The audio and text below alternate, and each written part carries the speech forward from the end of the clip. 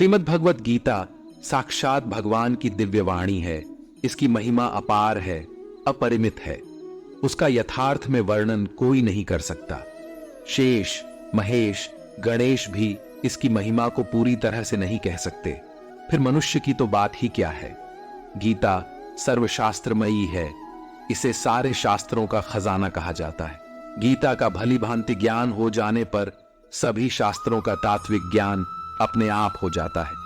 गीता को हम भगवान से भी बढ़कर कहे तो कोई अत्युक्ति नहीं होगी। भगवान ने स्वयं कहा है, मैं गीता के आश्रय में रहता हूं। गीता मेरा श्रेष्ठ घर है। गीता के ज्ञान का सहारा लेकर ही मैं तीनों लोकों का पालन करता हूं। श्रीमद् भगवत गीता एकमात्र ऐसा ग्रंथ है जो मनुष्य को जीने का सही तरीका बताती है। गीता जीवन में धर्म, कर्म और प्रेम का पाठ पढ़ाती है। श्रीमद् भगवत गीता का ज्ञान मानव जीवन और जीवन के बाद का जीवन दोनों के लिए उपयोगी माना गया है। भगवत गीता में कुल 18 अध्याय और 700 श्लोक है, जिसे सभी के लिए पढ़ पाना थोड़ा मुश्किल है। इसीलिए आज के इस बेहद ही खास वीडियो में हम श्रीमद् भगवत गीता के 201 विचारों के बारे में बात करने वाले हैं, जिन्हें जानकर आप श्रीमद् भगवत गीता का सही मतलब समझ पाएंगे। इसलिए इन विचारों को आप हर रोज रात में सोने से पहले जरूर सुने। तो चलिए अब देर नहीं करते हुए वीडियो शुरू करते हैं। भगवान श्री कृष्ण कहते हैं, 4 वेदों का अर्थ नहीं भी जानो तो कोई बात नहीं, लेकिन समझदारी, जवाबदारी, वफादारी और ईमानदारी, इन 4 शब्दों का मर्म जान लो तो भी जीवन सार्थक हो जाएगा। दीपक का जीवन इसलिए वंदनीय नहीं है कि वो जलता है, बल्कि इसलिए वंदनीय है कि वो दूसरों के लिए जलता है, दूसरों से नहीं जलता। हमारी आस्था की परीक्षा तब होती है जब हम जो चाहे वो ना मिले और फिर भी हमारे दिल से प्रभु के लिए शुक्रिया ही निकले। अगर सही मायने में आप अपना जीवन बदलना चाहते हो तो सबसे पहले आपको अपना मन बदलने के लिए तैयार रहना पड़ेगा, क्योंकि जैसा आपका मन रहेगा वैसे ही आपके विचार होंगे, और जैसे आपके विचार होंगे वैसे ही आपका जीवन होगा। नीच विचार रखोगे तो नीच बन जाओगे, अच्छे विचार रखोगे तो ऊंचाई पर जाओगे। विश्वास किसी पर इतना करो कि वो तुम्हारे साथ छल करते समय खुद को दोषी समझे, और प्रेम किसी से इतना करो कि उसके मन में सदैव तुम्हें खोने का डर बना रहे। भगवान श्री कृष्ण कहते हैं, व्यक्ति को सदैव बुराई से बचकर रहना चाहिए। अगर कोई बुरा कर्म करता है तो वह कर्म उसको अपने जीवन में भोगना ही पड़ता है। जिस प्रकार सैकड़ों गायों के बीच बछड़ा अपनी मां को खोज लेता है, ठीक उसी प्रकार कर्म का फल आपको हजारों के भीड़ में भी खोज लेगा। माधव कहते हैं, किसी जीव को कष्ट देकर आप मुझे खुश नहीं देख सकते हो। श्री कृष्ण जगत के स्वामी है। वह कण कण में निवास करते हैं। छोटे से छोटे जीव के हृदय में ईश्वर का वास होता है। उस जीव को कष्ट का अनुभव होना ईश्वर को कष्ट का अनुभव कराता है। इसीलिए किसी भी जीव को कष्ट देना ईश्वर को कष्ट देने के समान है। मृत्यु एक अटल सत्य है जिसे कभी बदला नहीं जा सकता है। इस संसार का जब से निर्माण हुआ है तब से जन्म मृत्यु का चक्र चलता आ रहा है। जिस प्रकार मनुष्य अपने पुराने वस्त्रों को त्याग कर नए वस्त्र धारण करता है, ठीक उसी प्रकार आत्मा पुराने व्यर्थ शरीर को त्याग कर नए शरीर को धारण करती है। यह प्रकृति का नियम है। इस सत्य को स्वीकार करके भय मुक्त होकर आज में जीना चाहिए। ज्ञानी व्यक्ति ना तो मरने वाले का शोक करते हैं और ना ही उनका शोक करते हैं जो अभी जिंदा है, क्योंकि वो जानते हैं जो मर गया वो फिर से जन्म लेगा, और जो जिंदा है वो एक दिन जरूर मारेगा। केवल ज्ञान ही एक ऐसा अक्षय तत्व है जो कहीं भी किसी भी अवस्था में और किसी भी काल में मनुष्य का साथ नहीं छोड़ता। धरती पर जिस प्रकार मौसम में बदलाव आता है, ठीक उसी प्रकार जीवन में भी सुख दुख आता जाता रहता है। युद्ध हो या जीवन सफलता केवल 3 शस्त्रों से प्राप्त होती है: धर्म, धैर्य और साहस। कोई भी मनुष्य जन्म से नहीं बल्कि अपने कर्मों से महान बनता है। कुछ पाना है तो खुद पर भरोसा कीजिए, क्योंकि सहारे कितने भी सच्चे और अच्छे हो साथ छोड़ ही जाते हैं। मित्र गरीब है या अमीर मायने नहीं रखता, बल्कि वो आपके बुरे समय में आपका साथ कितना देता है यह मायने रखता है। धर्म चाहे जो भी हो, अच्छे इंसान बनो, हिसाब तुम्हारे कर्म का होगा, धर्म का नहीं। खुशी के लिए काम करोगे तो खुशी नहीं मिलेगी, लेकिन खुश होकर काम करोगे तो जरूर मिलेगी। जब आप दूसरों के लिए अच्छा चाहते हैं तो वही अच्छी चीजें आपके जीवन में वापस आती है। यही प्रकृति का नियम है।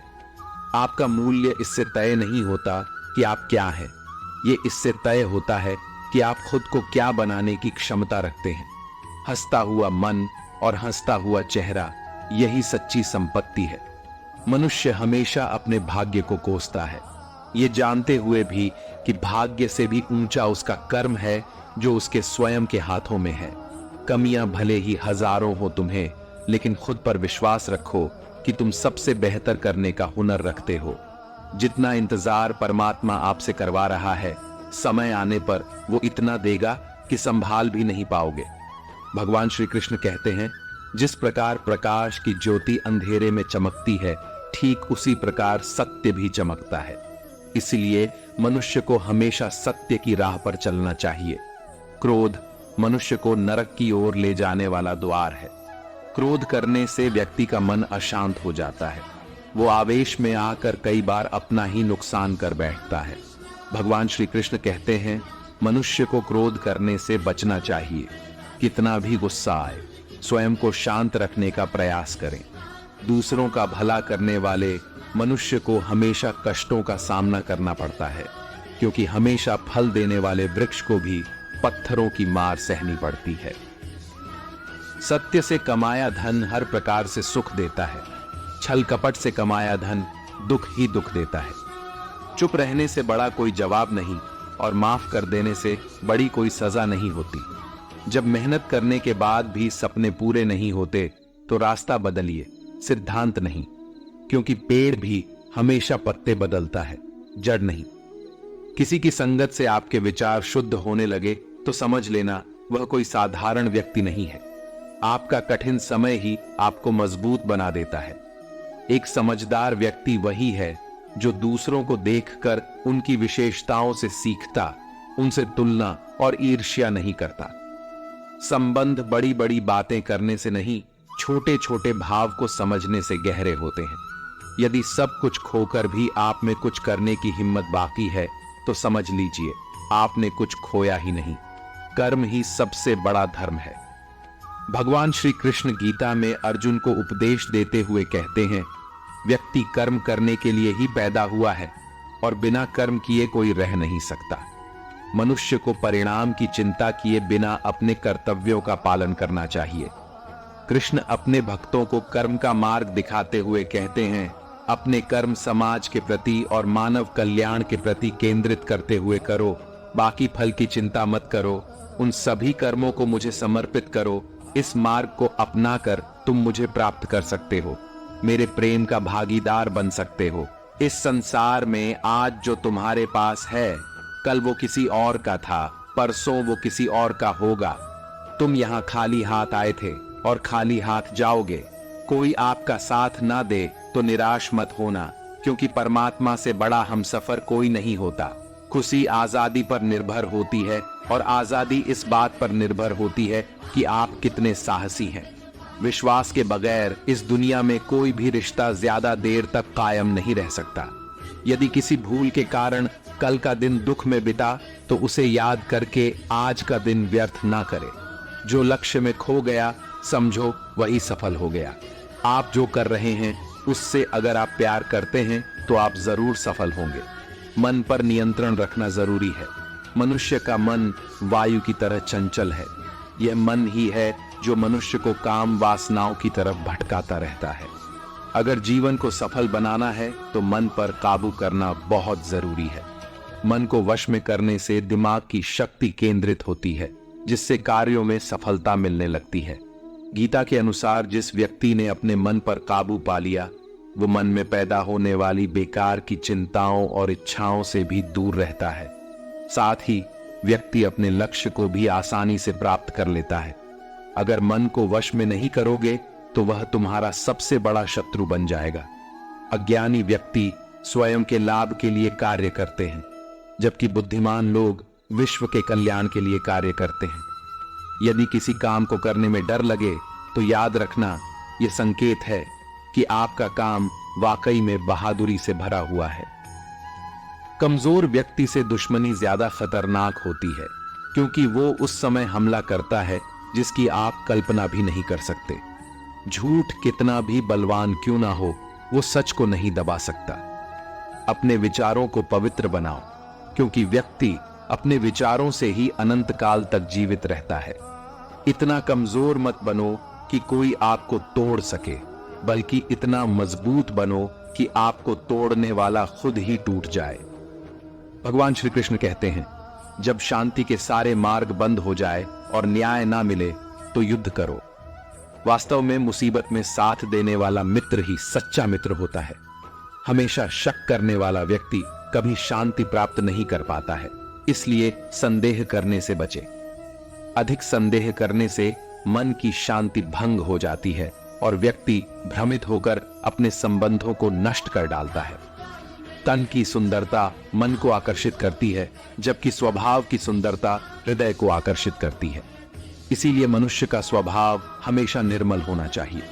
कौन क्या कर रहा है, कैसे कर रहा है और क्यों कर रहा है, इन सब से आप जितना दूर रहेंगे उतना ही खुश रहेंगे। जिंदगी में हम कितने सही हैं और कितने गलत हैं, ये सिर्फ दो लोग जानते हैं, एक परमात्मा और दूसरी हमारी अंतरात्मा। भगवान श्री कृष्ण कहते हैं, जिस मनुष्य के अंदर ज्ञान की कमी और ईश्वर में श्रद्धा नहीं होती, वो मनुष्य जीवन में कभी भी आनंद और सफलता को प्राप्त नहीं कर पाता। भगवान कहते हैं, जो मनुष्य सुख और दुख में शांत रहता है, जिसके राग, भय और क्रोध नष्ट हो गए हैं, जो मनुष्य शुभ और अशुभ वस्तु को पाकर ना प्रसन्न होता है और ना द्वेष करता है, जिन्होंने अब अपनी इंद्रियों को वश में कर लिया है, वो स्थिर बुद्धि मनुष्य मुनि के समान है। ऐसा मनुष्य स्थिर चित्त और इंद्रियों को वश में करके ज्ञान द्वारा परमात्मा को प्राप्त करके हमेशा संतुष्ट रहता है।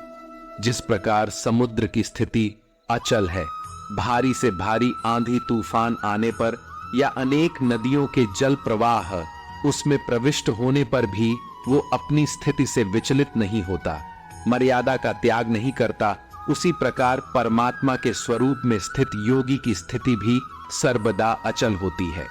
बड़े से बड़े सांसारिक सुख दुखों का सहयोग वियोग होने पर भी उसकी स्थिति में जरा भी अंतर नहीं पड़ता। वो योगी परमात्मा में नित्य निरंतर अटल और एक रस स्थित रहता है। अपना काम बनाने के लिए लोग आपकी तारीफ करेंगे, आपसे रिश्ता बनाने की कोशिश करेंगे, लेकिन उनके व्यवहार को सच मानकर अगर आप फंस जाएंगे तो आगे चलकर आपको ही नुकसान होगा। कहते हैं कि लोग अपना काम निकालने के लिए गधे को भी घोड़ा बना लेते हैं। वास्तविकता में अभी वही युग चल रहा है जहां लोग अपना स्वार्थ पूरा करने के लिए किसी भी हद तक गिर सकते हैं। भगवान श्री कृष्ण कहते हैं, किसी के मीठे शब्दों में कभी मत फंसना, बल्कि आंखें खोलकर इंसान को परखना सीखो। अक्सर आपको चोट वही लोग पहुंचाते हैं जो आपके अपने होते हैं, जो आपके दिल के ज्यादा करीब होते हैं।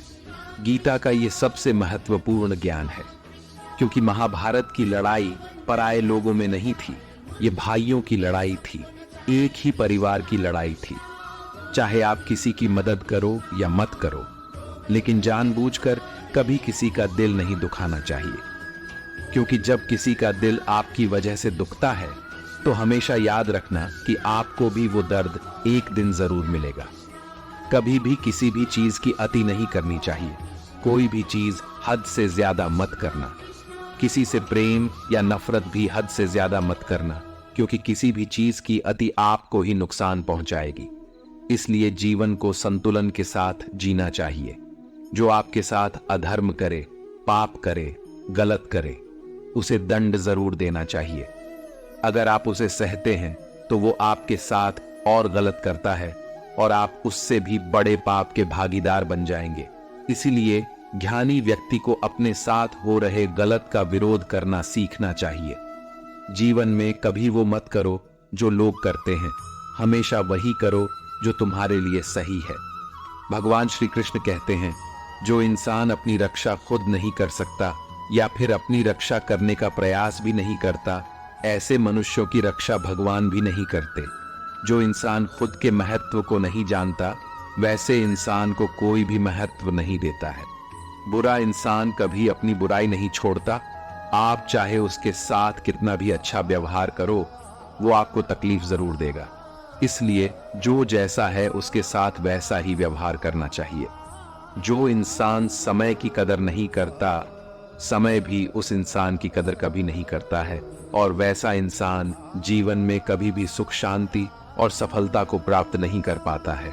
संगति का मनुष्य के जीवन पर बहुत गहरा प्रभाव पड़ता है।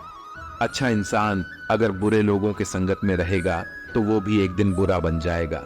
इसलिए हमेशा अच्छे लोगों के संगत में रहे। इस दुनिया में परमात्मा के सिवा किसी को अपना मत समझो, यहाँ कोई अपना नहीं है। क्योंकि जब दुनिया के सारे रास्ते बंद हो जाते हैं तो ईश्वर की तरफ जाने वाला रास्ता हमेशा खुला रहता है। इस दुनिया में हारे हुए इंसान की, तकलीफ में पड़े हुए इंसान की कोई मदद नहीं करता, और अगर कोई इंसान थोड़ा सा भी सफल हो जाए तो उससे कोई खुश नहीं होता। इसलिए अपना दुख किसी को बताओ मत और अपनी खुशी किसी के आगे जताओ मत। मनुष्य का आहार हमेशा सात्विक और संतुलित होना चाहिए। जिस इंसान को यह समझ नहीं कि क्या खाना चाहिए, कितना खाना चाहिए, कहाँ खाना चाहिए और कैसे खाना चाहिए, वो परमात्मा को कभी नहीं पा सकता। खुद को मिटाकर भी रख दोगे तब भी ये दुनिया आपसे खुश नहीं होगी। इसीलिए वो करो जो आपका दिल चाहे, वो मत करो जो दुनिया चाहती है। क्योंकि दुनिया की पसंद बदलने में वक्त नहीं लगता है। दुख आना भी जरूरी है, तभी इनसे जिंदगी पूरी होती है। खाली खुशी इंसान को मजबूत नहीं बनाती और ना ही जिंदगी के दोनों पहलुओं से रूबरू करती है। कान्हा कहते हैं, मन की शांति से बढ़कर इस संसार में कोई भी संपत्ति नहीं है। जिस व्यक्ति ने अपने मन को शांत रखना सीख लिया है, उससे अधिक धनवान इस संसार में कोई नहीं है।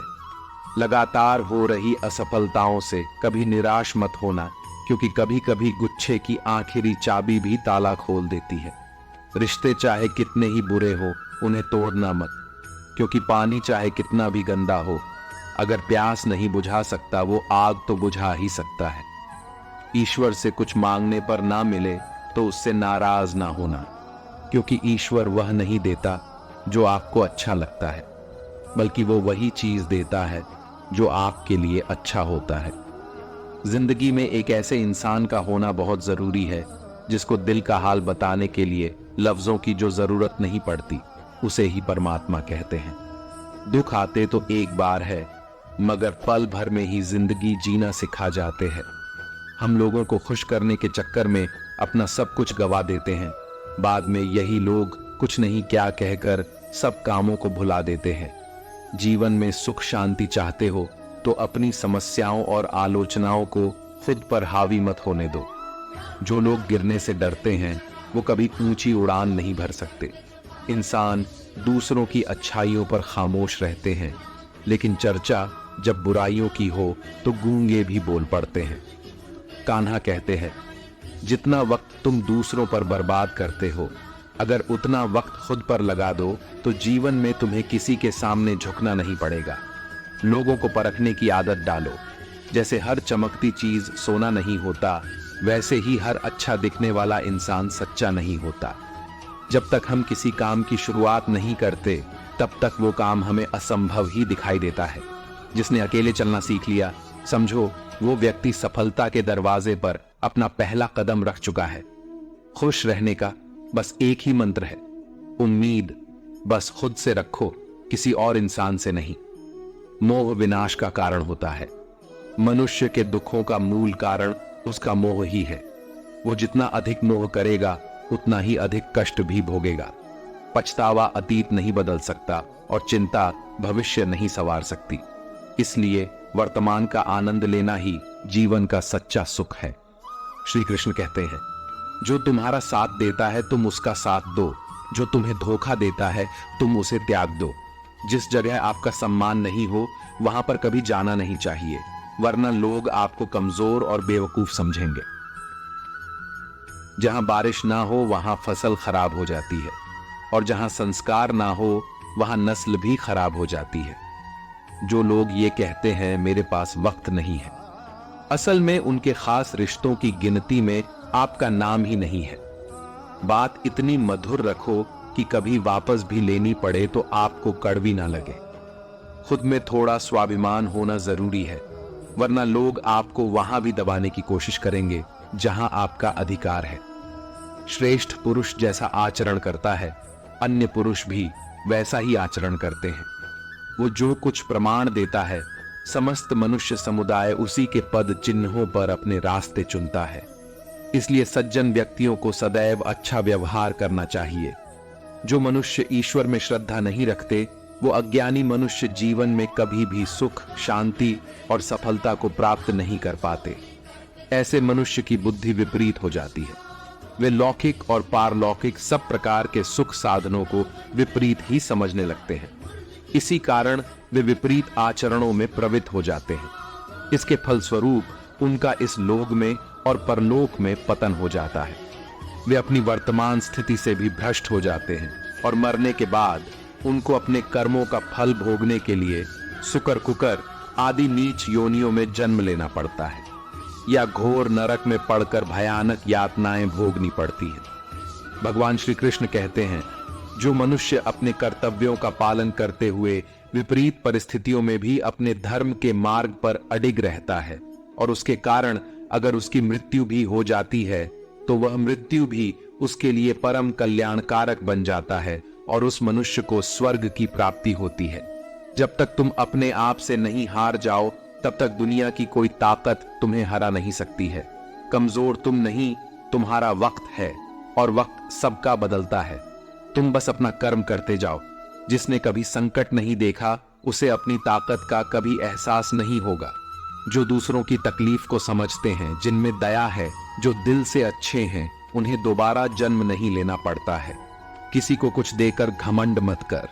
क्या पता तू दे रहा है या पिछले जन्म का कर्ज चुका रहा है। घमंडी मनुष्य का वंश, वैभव और प्रतिष्ठा तीनों ही चले जाते हैं। विश्वास ना हो तो रावण, कौरव और कंस को ही देख लो। किसी पर विश्वास करना हो तो उनकी बातों पर नहीं, उनकी हरकतों पर ध्यान दो। गुस्से के वक्त थोड़ा रुक जाने से और गलती के वक्त थोड़ा झुक जाने से जिंदगी और भी आसान हो जाती है। भगवान श्री कृष्ण कहते हैं, जो मनुष्य मुझे जान लेता है वह जन्म मरण के बंधनों से मुक्त हो जाता है।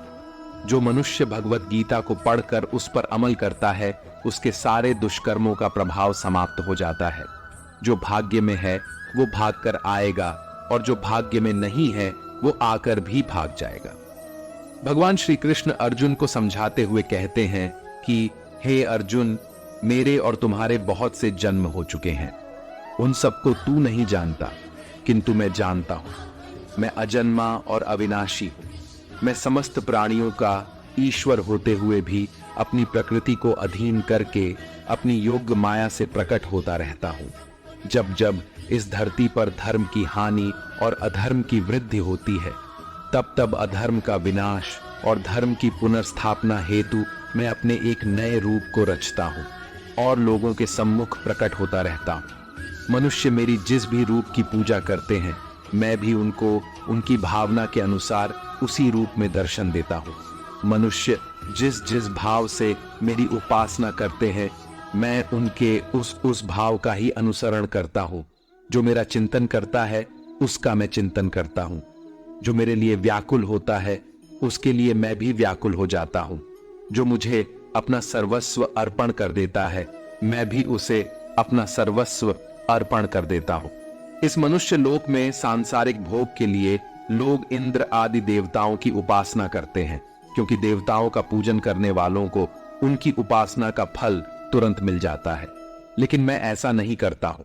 मेरे भक्त यदि सच्चे भाव से भी मेरा भजन करते हैं, तो भी मैं उनकी उसी कामना को पूर्ण करता हूं, जिसकी पूर्ति से उनका विषयों से वैराग्य होकर मुझ में प्रेम और विश्वास बढ़ता है।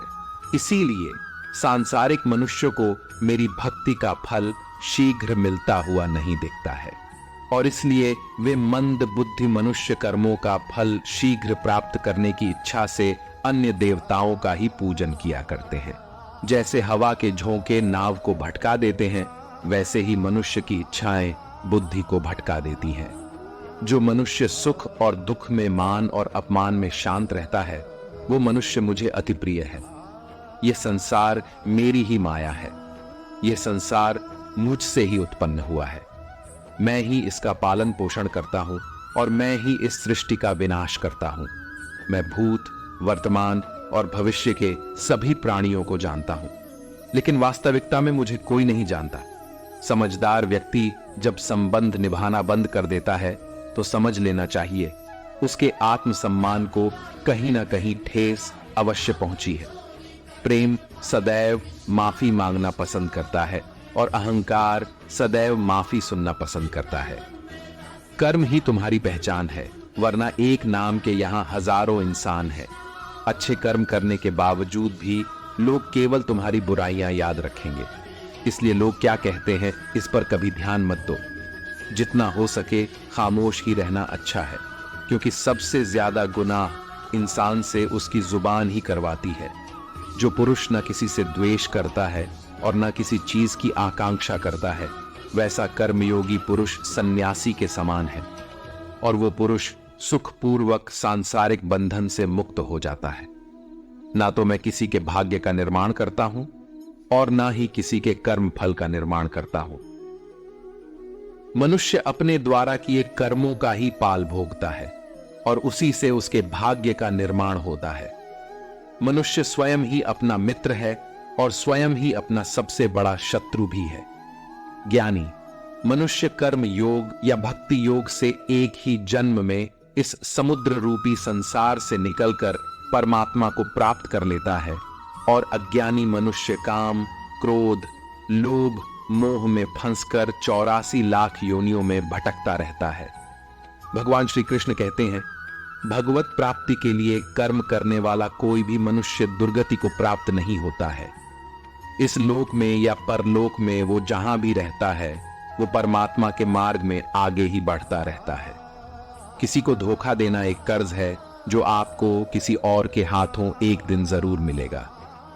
एक अच्छी नजर वही है जो सिर्फ अपनी कमियां और दूसरों के गुण तलाश करती है।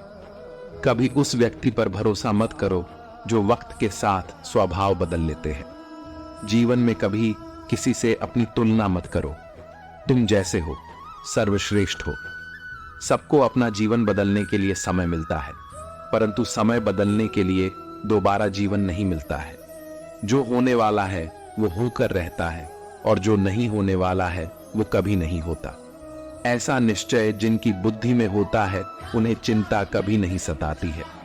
जिनकी बुद्धि माया ने हर ली है, जो जानबूझकर पाप कर्मों में ही लिप्त है, जो मुझे जानने की चेष्टा भी नहीं करते, ऐसे मनुष्य को जीवन में और जीवन के बाद के जीवन में भी कष्टों से मुक्ति नहीं मिल पाता है। जो मनुष्य अंतकाल में भी मुझको स्मरण करता हुआ शरीर त्यागता है, वो मेरे परम धाम को प्राप्त होता है, इसमें कोई संशय नहीं है। देवताओं को पूजने वाले देवताओं को प्राप्त होते हैं, पितरों को पूजने वाले पितरों को प्राप्त होते हैं, भूतों को पूजने वाले भूतों को प्राप्त होते हैं, और मेरा पूजन करने वाले भक्त मुझको ही प्राप्त होते हैं। इसलिए मेरे भक्तों का पुनर्जन्म नहीं होता। जो कोई भक्त मेरे लिए प्रेम से पत्र, पुष्प, फल, जल आदि अर्पण करता है, उस शुद्ध बुद्धि भक्त का प्रेम पूर्वक अर्पण किया हुआ वह पत्र, पुष्प में सद्गुण से प्रकट होकर प्रेम पूर्वक खाता हूं। तू जो कर्म करता है, जो खाता है, जो हवन करता है, जो दान देता है और जो तप करता है, वो सब मुझे अर्पण कर। मैं तुम्हें मुक्ति प्रदान करूंगा। मेरे लिए ना तो कोई प्रिय है और ना ही अप्रिय, परंतु जो भक्त मुझको प्रेम से भजते हैं, वो मुझ में है और मैं उनमें हूं। यदि कोई दुराचारी भी अनन्य भाव से मेरा भक्त बनकर मुझको भजता है, तो वह पुरुष भी साधु के समान है, क्योंकि उसने भली भांति निश्चय कर लिया है कि परमेश्वर के भजन के समान अन्य कुछ भी नहीं है। स्त्री, वैश्य, शूद्र, भूत, पिचाश, चंडाल कोई भी हो, वो मेरी शरण में आकर परम गति को प्राप्त होते हैं। अच्छी नीयत से किया गया काम कभी व्यर्थ नहीं जाता है और उसका फल आपको जरूर मिलता है। जीवन की सबसे बड़ी गलती वही होती है जिस गलती से हम कुछ सीख नहीं पाते हैं। तुम आज जो भी कर्म कर रहे हो उसका फल तुम्हें कल प्राप्त होगा, और आज जो तुम्हारे पास है वो तुम्हारे द्वारा किए गए कर्मों का फल है। जो मनुष्य श्रद्धा भाव से मेरी भक्ति करता है, मैं उसे वो हर चीज देता हूं जो उसके पास नहीं है, और जो उसके पास है मैं उसकी रक्षा भी करता हूं। जीवन कठिन तब लगता है जब हम स्वयं में बदलाव करने के बजाय परिस्थितियों को बदलने का प्रयास करते हैं। मनुष्य को उस सुख का त्याग कर देना चाहिए जो किसी के दुख का कारण बनता है। जिस समय कोई समस्या जन्म लेती है, उसके साथ उसका समाधान भी जन्म लेता है। हृदय से जो दिया जा सकता है वो हाथ से नहीं दिया जा सकता है, और मौन से जो कहा जा सकता है वो शब्दों से नहीं कहा जा सकता है। चीजों की कीमत मिलने से पहले होती है और इंसानों की कीमत खोने के बाद होती है। शास्त्र केवल शरीर को घायल कर देते हैं, किंतु शब्द आत्मा को भी घायल कर देते हैं। जब विरोधियों का पलड़ा भारी हो तो विजय पाने के लिए कूटनीति का रास्ता अपनाओ। दुनिया में केवल माता और पिता ही ऐसे इंसान हैं जो चाहते हैं कि हमारे बच्चे हमसे भी ज्यादा कामयाब हो। जब इंसान की जरूरत बदल जाती है तब इंसान के बात करने का तरीका भी बदल जाता है। जो व्यक्ति अपनी गलतियों के लिए स्वयं से लड़ता है उसे कोई भी नहीं हरा सकता। जिस मनुष्य के हृदय में सच्ची मानवता हो उसकी सोच हमेशा यही होगी कि मुझे मिला हुआ दुख किसी को नहीं मिले और मुझे मिला हुआ सुख सबको मिले। मीठा झूठ बोलने से अच्छा है कड़वा सच बोला जाए। इससे आपको सच्चे शत्रु जरूर मिलेंगे लेकिन झूठे मित्र नहीं। बुरे कर्म करने नहीं पड़ते हो जाते हैं और अच्छे कर्म होते नहीं करने पड़ते हैं। कोई सराहना करे या निंदा, लाभ तुम्हारा ही है। प्रशंसा प्रेरणा देती है और निंदा सुधरने का अवसर। हमारे तामसिक गुण हमारे अंदर हीन भावना पैदा करके हमें खुद को उदास और नुकसान पहुंचाते हैं, और हमारे राजसिक गुण हमें ईर्ष्यालु और लोभी बना देते हैं। भगवान श्री कृष्ण कहते हैं, हर मनुष्य को तामसिक और राजसिक गुणों को खत्म करके अपने सात्विक गुणों से परिचित होना पड़ेगा। सात्विक गुण वो है जो आत्मा को अपने आस पास की हर चीज से जोड़े रखता है और उन्हें प्यार करना सिखाता है। तुम्हारा क्या गया जो तुम रोते हो? तुम क्या लाए थे जो तुमने खो दिया? तुमने क्या पैदा किया था जो नष्ट हो गया? तुमने जो लिया यहीं से लिया, जो दिया यहीं पर दिया। जो आज तुम्हारा है कल किसी और का होगा, क्योंकि परिवर्तन ही संसार का नियम है, और समय के साथ संसार में हर चीज परिवर्तन के नियम का पालन करती है। भगवान श्री कृष्ण कहते हैं, किसी का अच्छा ना कर सको तो बुरा भी मत करना, क्योंकि दुनिया कमजोर है लेकिन दुनिया बनाने वाला नहीं। हे अर्जुन, संपूर्ण प्राणी जन्म से पहले अप्रकट थे और मरने के बाद भी अप्रकट हो जाने वाले हैं, केवल बीच में ही प्रकट है। फिर ऐसी स्थिति में क्या शोक करना है? कोई एक महापुरुष ही इस आत्मा को आश्चर्य की भांति देखता है, वैसा ही दूसरा कोई महापुरुष ही इसके तत्व का आश्चर्य की भांति वर्णन करता है, तथा दूसरा कोई अधिकारी पुरुष ही इसे आश्चर्य की भांति सुनता है, और कोई कोई तो सुनकर भी इसको नहीं जानता। यहाँ श्री भगवान का भाव है कि आत्मा आश्चर्यमय है, इसलिए उसे देखने वाला संसार में कोई विरला ही होता है, और वो उसे आश्चर्य की भांति देखता है जो महापुरुष परमात्मा को जानने वाले हैं। जो संपूर्ण वेदों और शास्त्रों के झाता है वे ही आत्मा का वर्णन कर सकते हैं, और उनका वर्णन करना भी आश्चर्य की भांति होता है। इस आत्मा के वर्णन को सुनने वाला सदाचारी आस्तिक पुरुष भी कोई विरला होता है, और उसका सुनना भी आश्चर्य की भांति होता है। हे अर्जुन, ये आत्मा सबके शरीरों में सादा ही अवध्य है, इसका कभी नाश नहीं हो सकता। इस कारण संपूर्ण प्राणियों के लिए तू शोक करने के योग्य नहीं है, तथा अपने धर्म को देखकर भी तू शोक करने के योग्य नहीं है, अर्थात तुझे भय नहीं करना चाहिए, क्योंकि क्षत्रिय के लिए धर्मयुक्त योद्धा से बढ़कर दूसरा कोई कल्याणकारी कर्तव्य नहीं है। हे पार्थ, अपने आप प्राप्त हुए और खुले हुए स्वर्ग के द्वार रूपी इस प्रकार के योद्धा को भाग्यवान क्षत्रिय लोग ही पाते हैं। किंतु यदि तू इस धर्मयुक्त युद्ध को नहीं करेगा तो स्वधर्म और कीर्ति को खोकर पाप को प्राप्त होगा, तथा सब लोग अनंत काल तक तेरी अपकीर्ति की चर्चा करेंगे। और माननीय पुरुष के लिए अपकीर्ति मरण से भी बढ़कर है, और जिनकी दृष्टि में तू पहले बहुत सम्मानित होकर अब लघुता को प्राप्त होगा, वे महारथी लोग तुझे भय के कारण युद्ध से हटा हुआ मानेंगे। तेरे वैरी लोग अर्थात तुम्हारे शत्रुघ्न तेरे सामर्थ्य की निंदा करते हुए तुझे बहुत से ना कहने योग्य वचन भी कहेंगे। उससे अधिक दुख और क्या होगा? या तो तू युद्ध में मारा जाएगा और स्वर्ग को प्राप्त होगा, अथवा संग्राम में जीतकर पृथ्वी का राज्य भोगेगा। इस कारण हे अर्जुन, तू युद्ध के लिए निश्चित करके खड़ा हो जा। जय पराजय, लाभ हानि और सुख दुखों को समान समझकर युद्ध के लिए तैयार हो जा। इस प्रकार युद्ध करने से तू पाप को नहीं प्राप्त होगा। हे पार्थ, ये बुद्ध भी तेरे लिए ज्ञान योग के विषय में कही गई, और अब तू इसको कर्म योग के विषय में सुन। जिस बुद्धि को जानकर तू कर्मों के बंधन को भली भांति त्याग देगा, अर्थात सर्वथा नष्ट कर डालेगा। इस कर्म योग में आरंभ का अर्थात बीज का नाश नहीं है, और उल्टा फल रूप दोष भी नहीं है, बल्कि इस कर्म योग रूप धर्म का थोड़ा सा भी साधन जन्म मृत्यु रूप महान भय से रक्षा कर लेता है।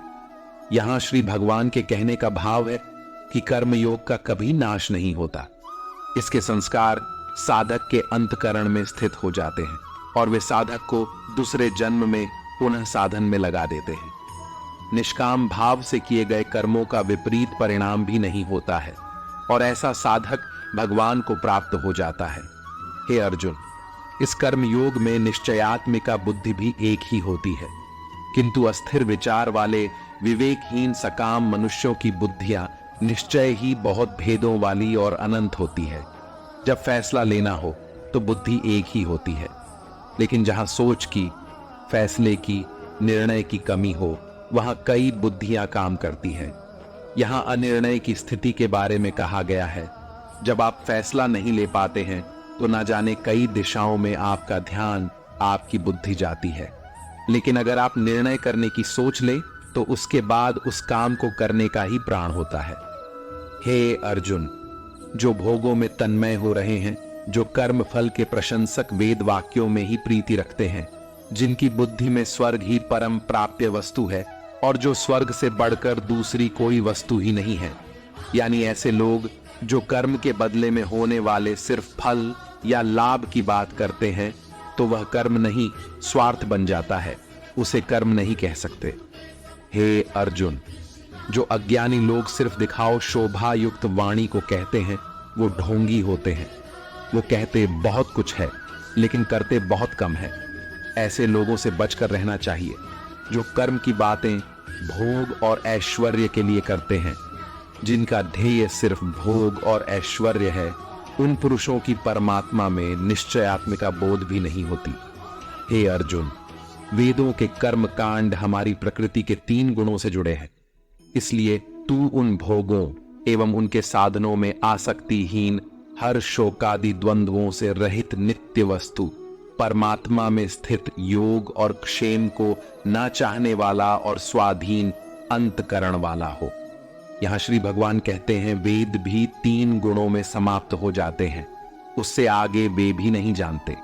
उससे आगे है कर्म योग। श्री भगवान का कहना है कि कर्म करो लेकिन उससे आसक्ति मत रखो।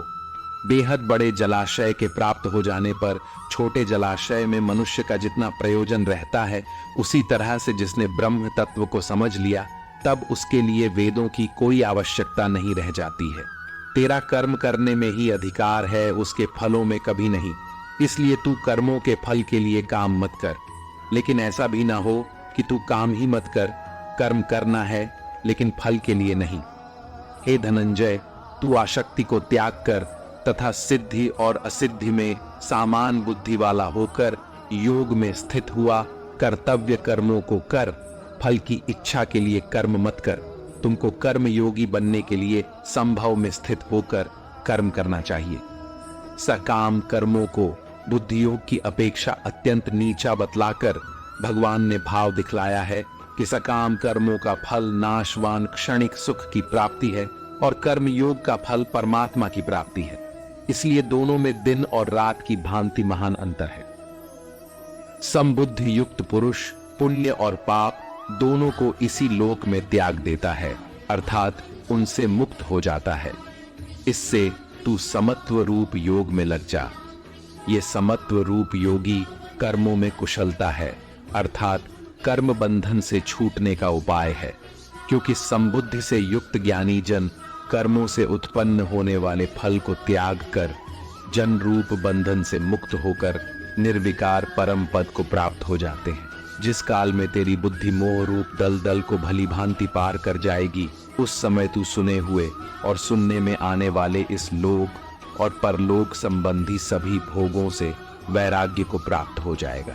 भांति भांति के वचनों को सुनने से विचलित हुई तेरी बुद्धि जब परमात्मा में अचल और स्थिर ठहर जाएगी, तब तू योग को प्राप्त हो जाएगा, अर्थात तेरा परमात्मा से नित्य सहयोग हो जाएगा।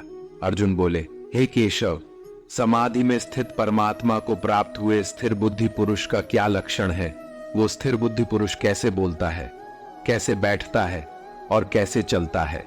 श्री भगवान बोले, हे अर्जुन, जिस काल में ये पुरुष मन में स्थित संपूर्ण कामनाओं को भली भांति त्याग देता है और आत्मा से आत्मा में ही संतुष्ट रहता है, उस काल में वो स्थित प्रज्ञ कहा जाता है। दुखों की प्राप्ति होने पर जिसके मन में उद्वेग नहीं होता, सुखों की प्राप्ति में जो सर्वथा स्पृहा रहित है तथा जिसके राग भय और क्रोध नष्ट हो गए हैं, ऐसा मुनि स्थिर बुद्धि कहा जाता है। जो पुरुष सर्वत्र स्नेह रहित होकर शुभ या अशुभ वस्तु को प्राप्त होकर न प्रसन्न होता है और न द्वेष करता है, उसकी बुद्धि स्थिर है। कछुआ सब ओर से अपने अनुभवों को जैसे समेट लेता है, वैसे ही जब ये पुरुष इंद्रियों के विषयों से इंद्रियों को सब प्रकार से हटा लेता है, तब उसकी बुद्धि भी स्थिर है, ऐसा समझना चाहिए। इसलिए साधक को चाहिए कि वो उन संपूर्ण इंद्रियों को वश में करके समाहित होकर मेरा ध्यान करे, क्योंकि जिस पुरुष की इंद्रियां वश में होती है, उसी की बुद्धि स्थिर हो जाती है। विषयों का चिंतन करने वाले पुरुष की उन विषयों में आसक्ति हो जाती है। आसक्ति से उन विषयों की कामना उत्पन्न होती है और कामना में विघ्न पड़ने से क्रोध उत्पन्न होता है। क्रोध से भ्रम पैदा होता है। स्मृति में भ्रम हो जाने से बुद्धि का नाश हो जाता है और बुद्धि का नाश हो जाने से उस पुरुष का पतन हो जाता है। जिस प्रकार हवा के झोंके नाव को भटका देती है, ठीक उसी प्रकार मनुष्य की इंद्रियां उसकी बुद्धि को भटका देती है। इसलिए है महाबाहो, जिस पुरुष की इंद्रियां उसके बस में होती है, उसी की बुद्धि स्थिर है। भगवान श्री कृष्ण कहते हैं, जिस प्रकार समुद्र की स्थिति अचल है, भारी से भारी आंधी तूफान आने पर या अनेक नदियों के जल प्रवाह उसमें प्रविष्ट होने पर भी वो अपनी स्थिति से विचलित नहीं होता, मर्यादा का त्याग नहीं करता, उसी प्रकार परमात्मा के स्वरूप में स्थित योगी की स्थिति भी सर्वथा अचल होती है। बड़े से बड़े सांसारिक सुख दुखों का सहयोग वियोग होने पर भी उसकी स्थिति में जरा भी अंतर नहीं पड़ता। वह योगी परमात्मा में नित्य निरंतर अटल और एकरत स्थिर रहता है। जो मनुष्य संपूर्ण कामनाओं को त्याग कर ममता रहित, अहंकार रहित और स्पृहा रहित होकर विचरण करता है, वही मनुष्य शांति को प्राप्त कर पाता है। जो मनुष्य मुझसे परम प्रेम करके इस परम रहस्य युक्त गीता शास्त्र को मेरे भक्तों में कहेगा, वो मुझको ही प्राप्त होगा, इसमें कोई संदेह नहीं है। उससे बढ़कर मेरा प्रिय कार्य करने वाला मनुष्यों में कोई भी नहीं है, तथा पृथ्वी भर में उससे बढ़कर मेरा प्रिय दूसरा कोई भविष्य में होगा भी नहीं। जो मनुष्य श्रद्धायुक्त दोषियों से रहित होकर इस गीता शास्त्र का श्रवण भी करेगा, वह भी सभी पापों से मुक्त होकर मेरे परम धाम को प्राप्त होगा। जीवन मिलना भाग्य की बात है, मृत्यु होना समय की बात है, पर अंतिम मृत्यु के बाद भी लोगों के दिलों में जीवित रहना, ये तो आपके कर्मों की बात है। दूसरों की छाव में खड़े होकर तुम अपनी परछाई खो देते हो। अपनी परछाई बनाने के लिए तुम्हें स्वयं धूप में खड़ा होना पड़ेगा।